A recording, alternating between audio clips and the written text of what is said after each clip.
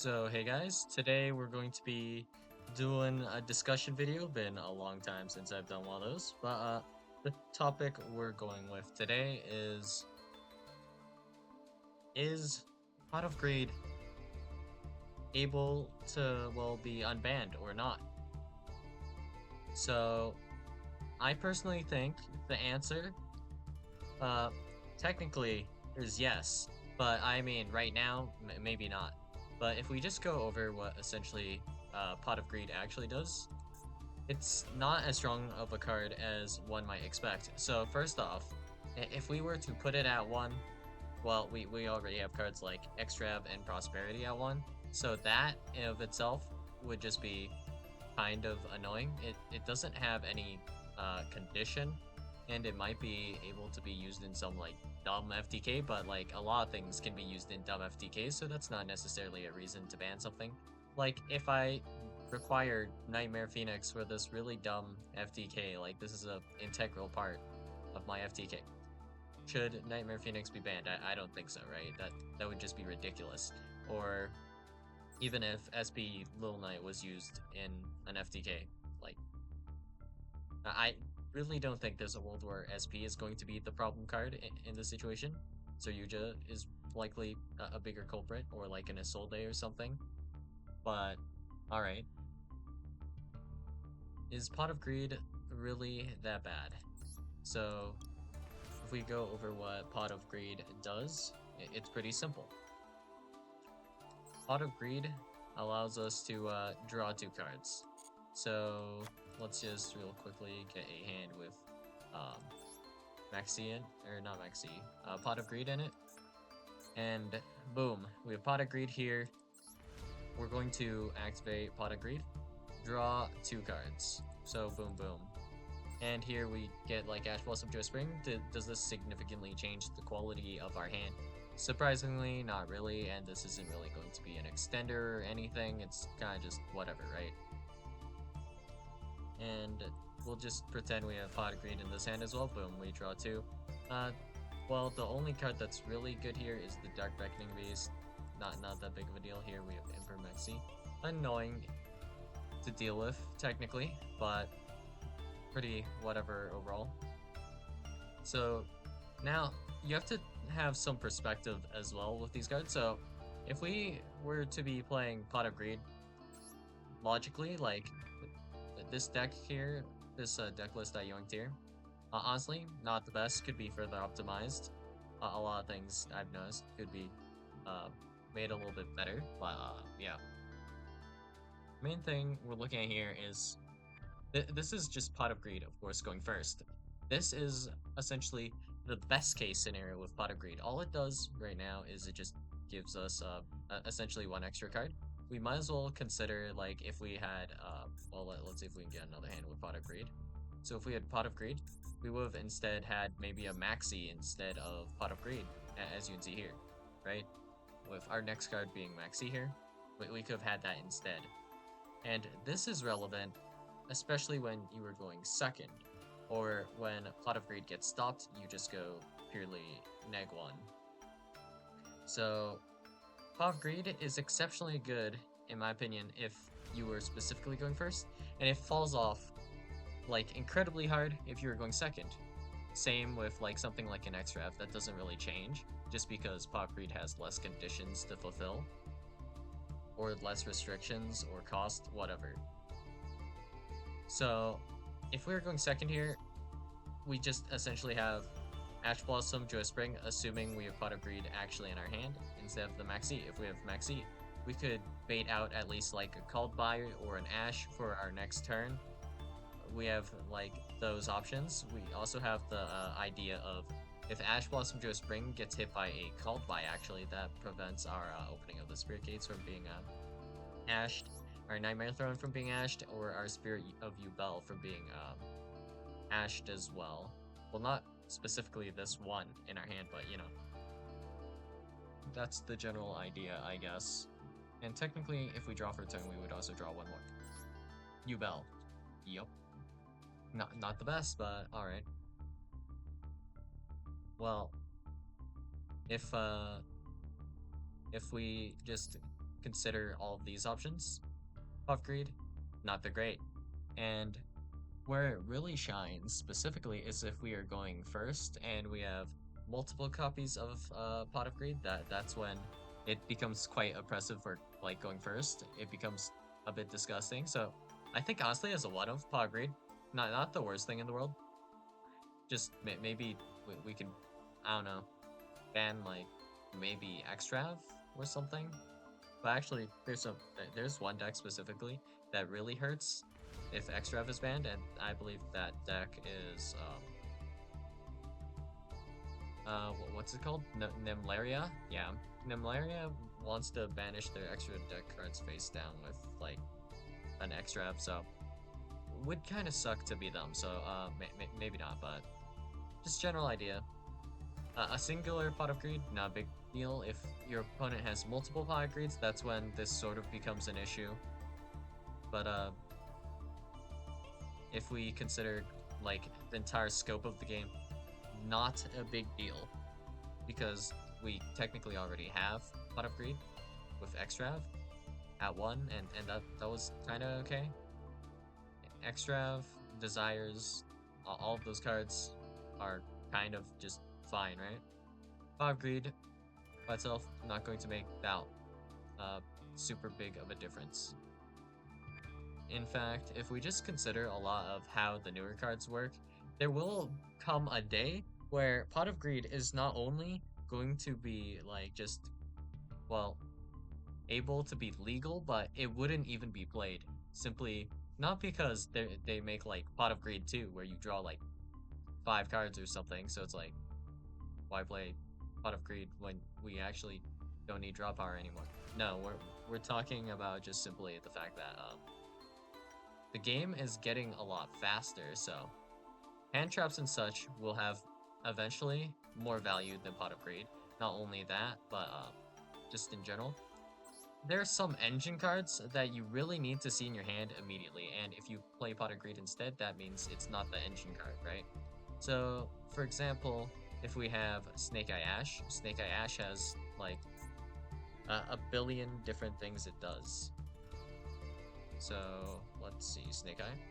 So if we go to just like a Snake Eye Ash, if we normal summon Snake Eye Ash, this is going to be one effect to add. Second effect here is going to be able to send 2 face-up cards you control to the graveyard. So if we were to specifically imperm Snake Eye Ash, we can still Promethean Princess or Flamberge bring back the Snake Eye Ash later and still use the secondary effect here. So even with hand traps right now, it's getting a bit power crept, and some hand traps are just falling off in general, right? So if we consider just like Imperm here, I'm not sure why this guy's running Iron Thunder, but okay. If we just drop an Imperm on the Snake Eye Ash, that is not going to guaranteed be able to also deal with the secondary effect. Same with something like a Sheeran. If we Ash Sheeran, Sheeran's effective fuse can still be used if it gets sent to the graveyard by whatever means.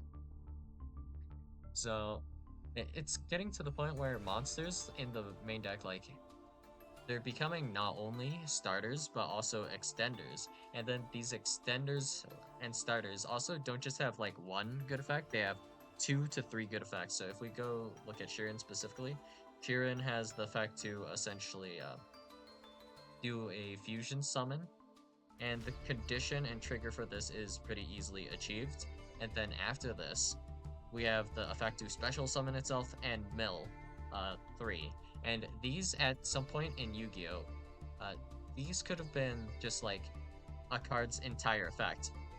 That or a select few cards, like maybe 1 to 2 cards in like an archetype, would just have one card able to do 2 effects, and that would kind of be a choke point.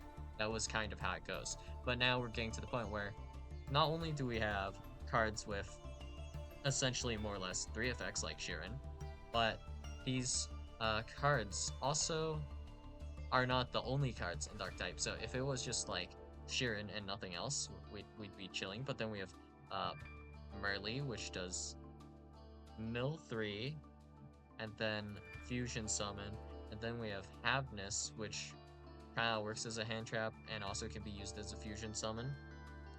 And then we have Kikkelos, which has essentially, let's see, how many effects does Kikkelos actually have? It's it's actually kind of dumb from what I recall, right? So if we go to Kikkelos, Kikkelos has essentially, yeah, three effects as well. So we have Mill 5, then we have uh, add or send a Tillerman card from your deck to graveyard, and then we have target one monster you control, doesn't matter what monster.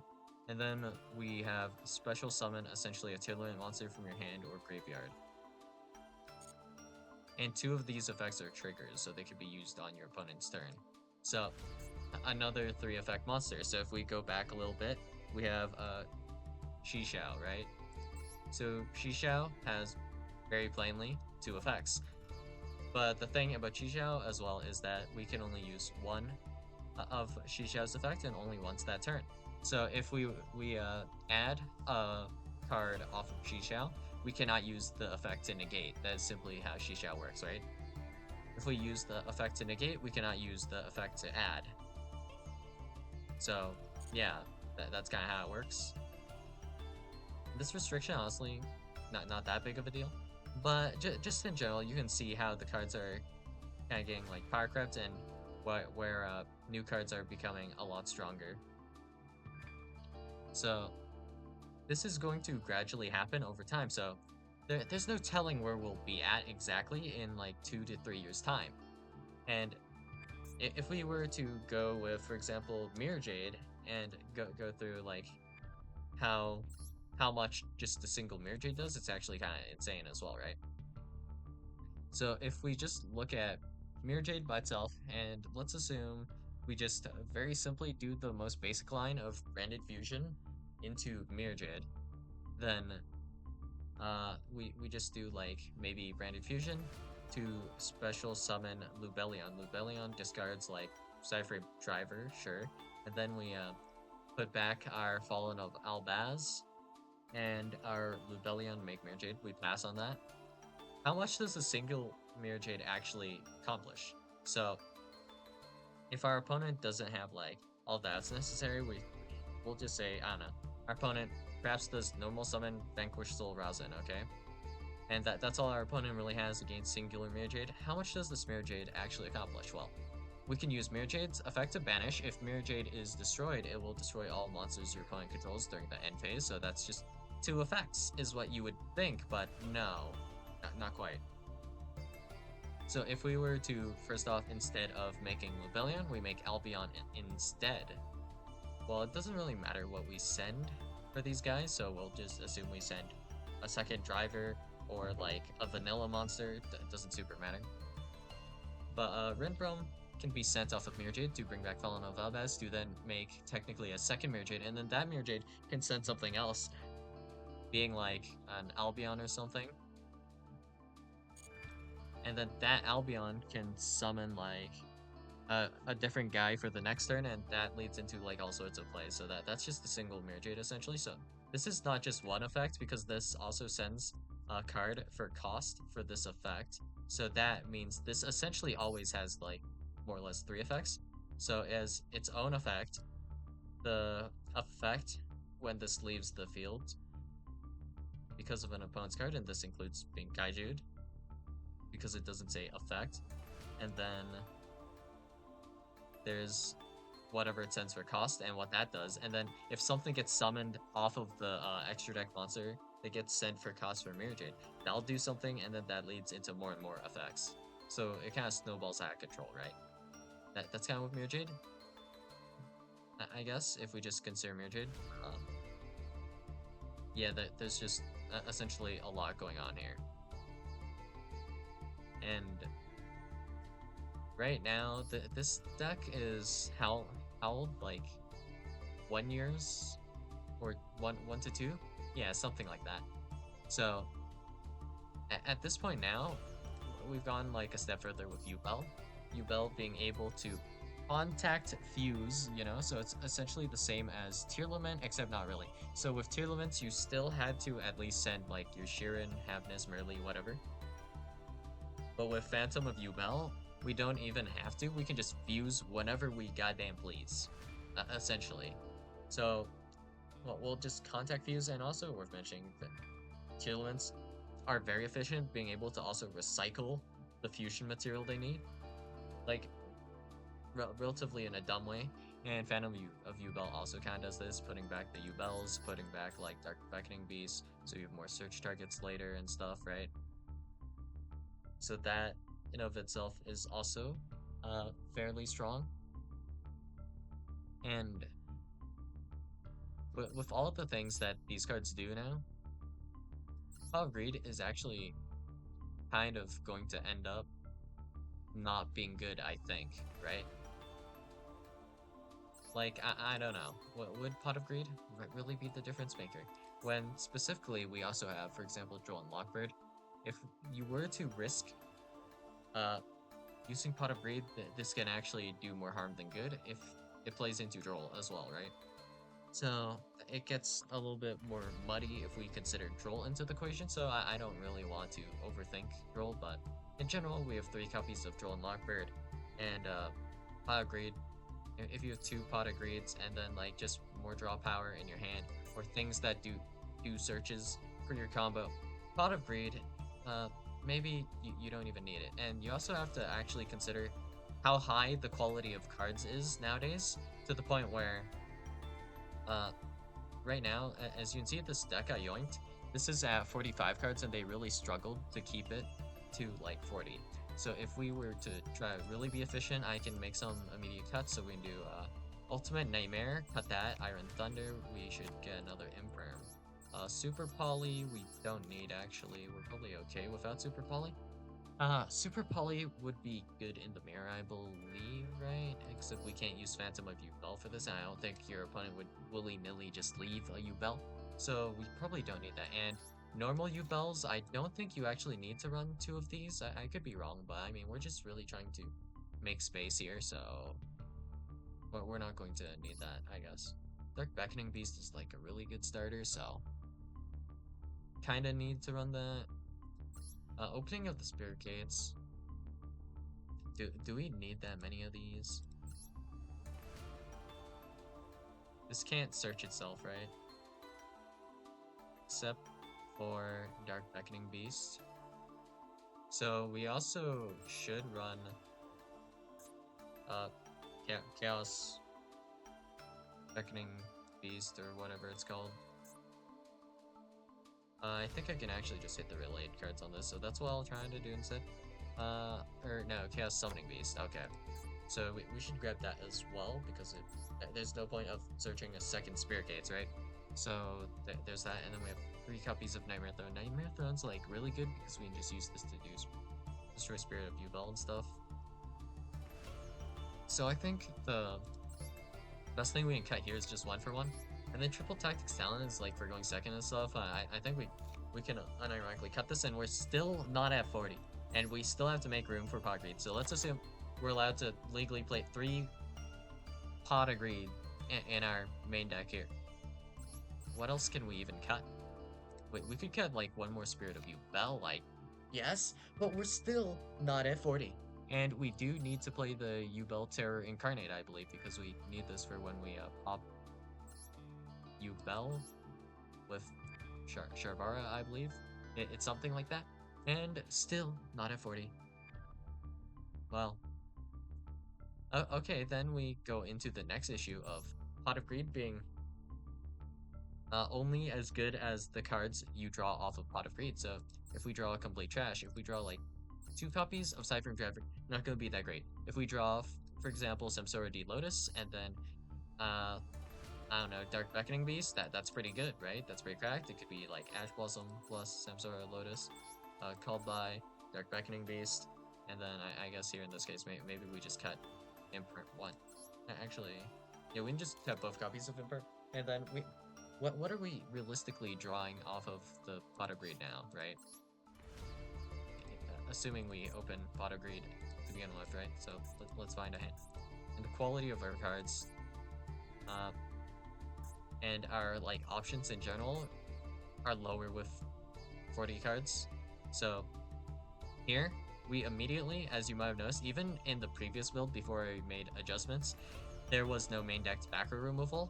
So if our opponent here has a copy of, well, Skill Drain doesn't completely beat Yubel, but it becomes very, very difficult to deal with. So how about instead of that, we have just a single copy of Macrocosmos.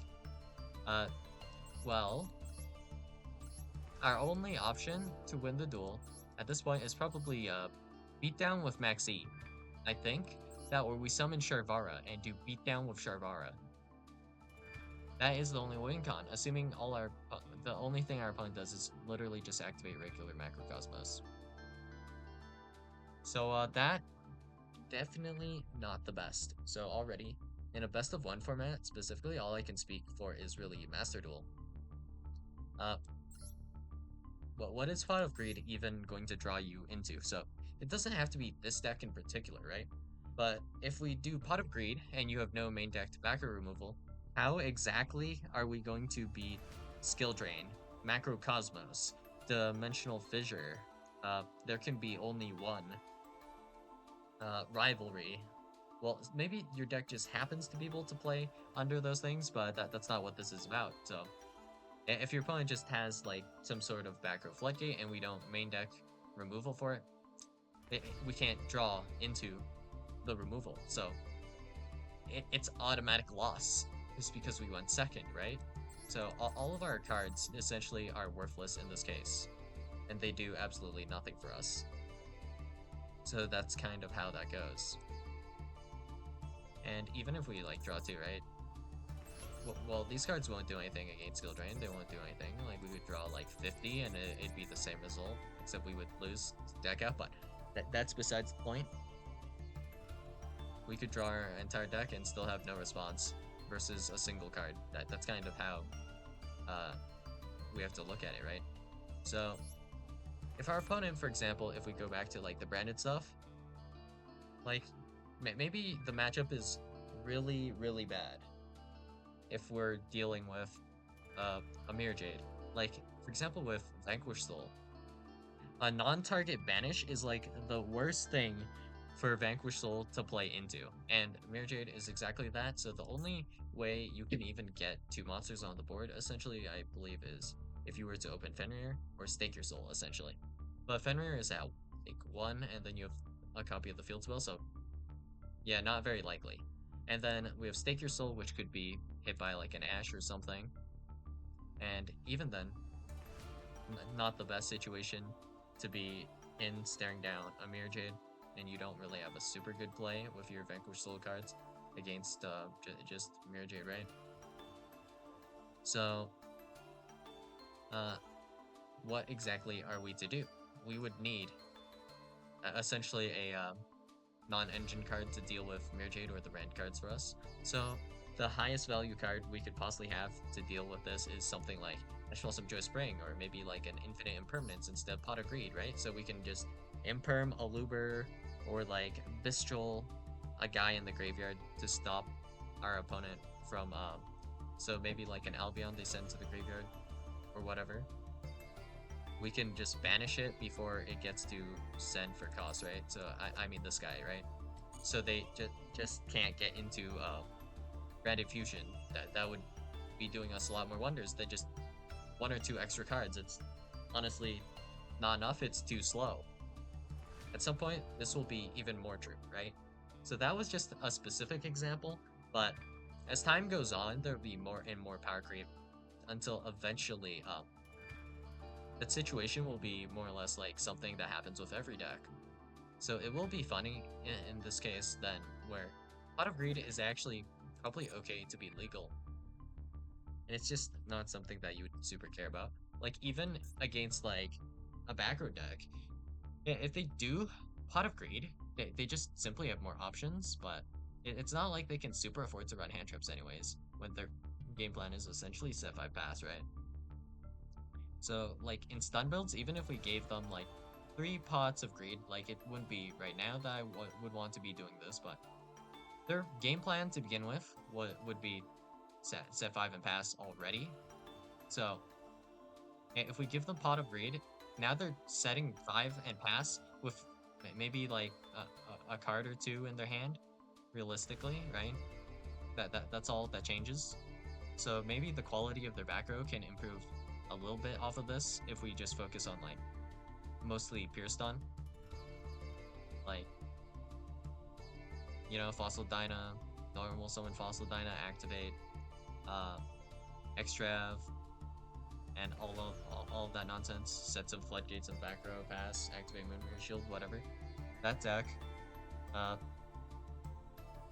it doesn't like improve their game plan a whole lot with Pot of Greed, and of course they still get completely railed going second because their cards don't really remove things on the field. It stops things from getting onto the field. So if they're already on the field, the game is already lost. So that doesn't change that much about like stun. It's just more frustrating to play against going second into stun, which is honestly not that big of a deal. I mean,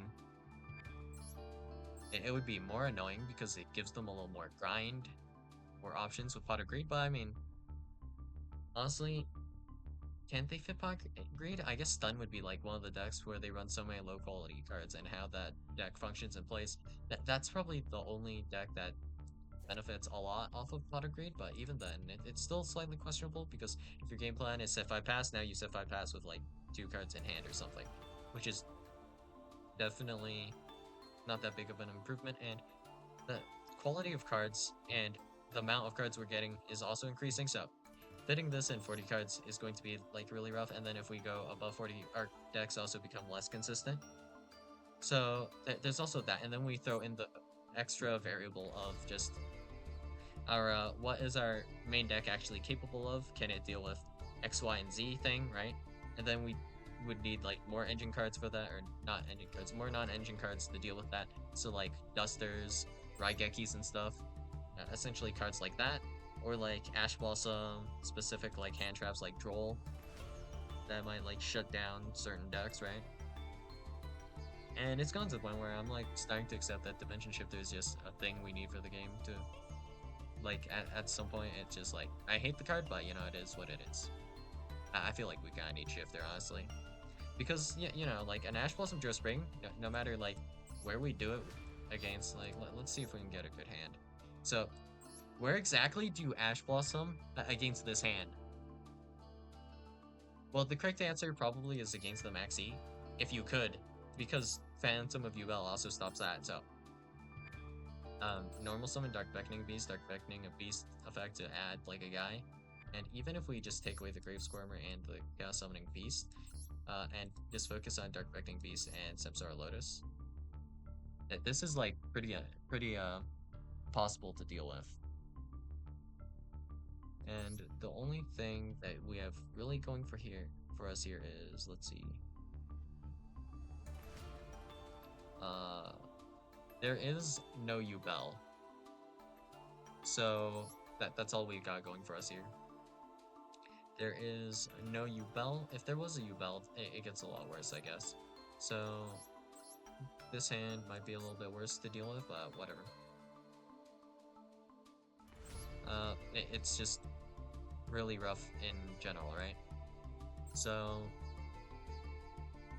where do you Ash exactly against this? If we do normal summon Dark Beckoning Beast, we already have the opening, so you can't really Ash this. If we Ash opening of the Spirit Gates, cool, what were they really going to add anyways? Probably didn't matter that much, right? Yeah.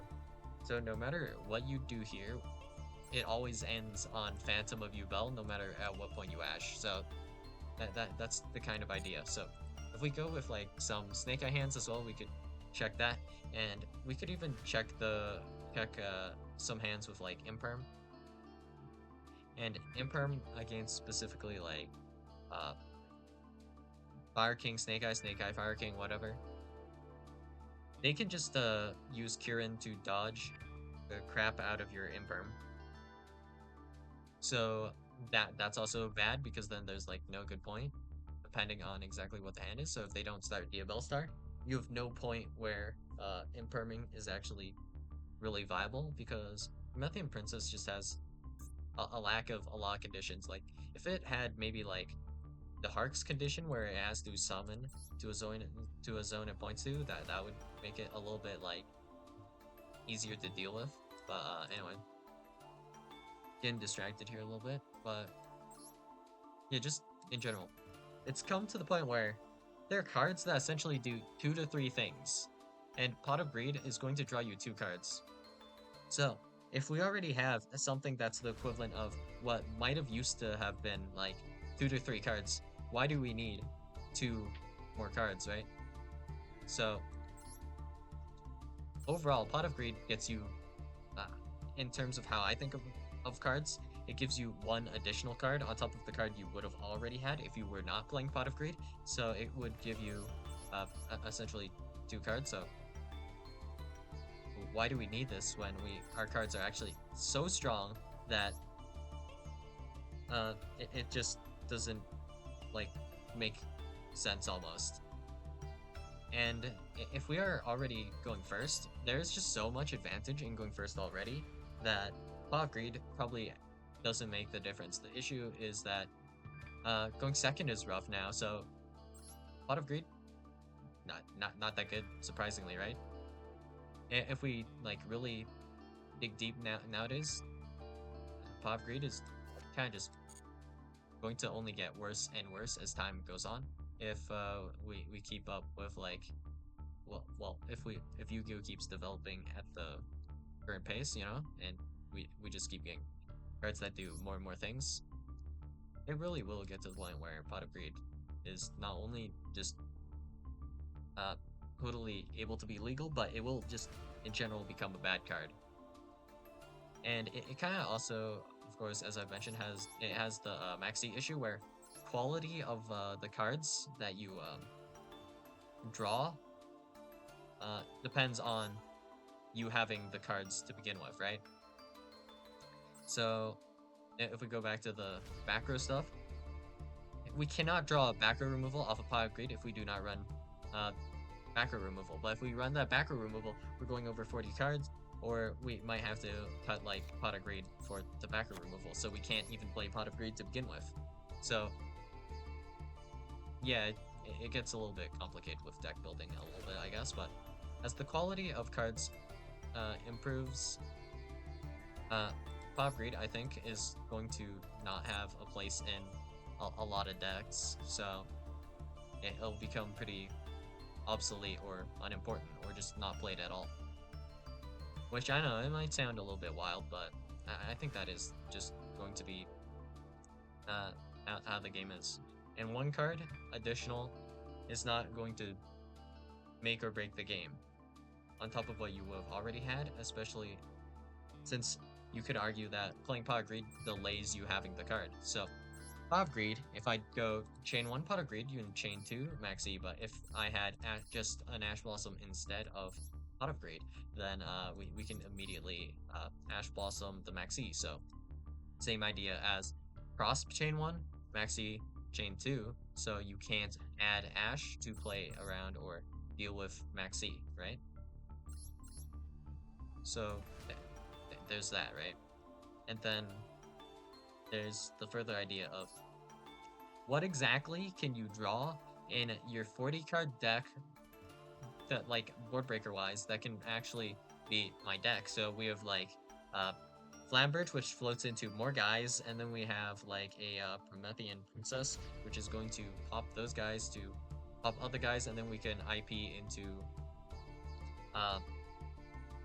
SP or Apollosa or something. And we have like all those, and then we still have like 4 hand traps with your name on them, right? So what is Pot of Greed going to do against that, if Pot of Greed can even resolve, right? So yeah, a whole lot of thoughts, and power creep. I think it's gone to the point where like it wouldn't be fun to have Pot of Greed unlimited for sure, right? I don't think it would be right now, but in the future, Pot of Greed, I think, 100% going to just be able to be unbanned with no problem. Whether it will be unbanned or not is like up for debate, but Yeah, pot breed could be legal. That is my opinion, and I stand by that. So yeah, that's all I got for you guys today, and I'll see you guys in the next video. Bye.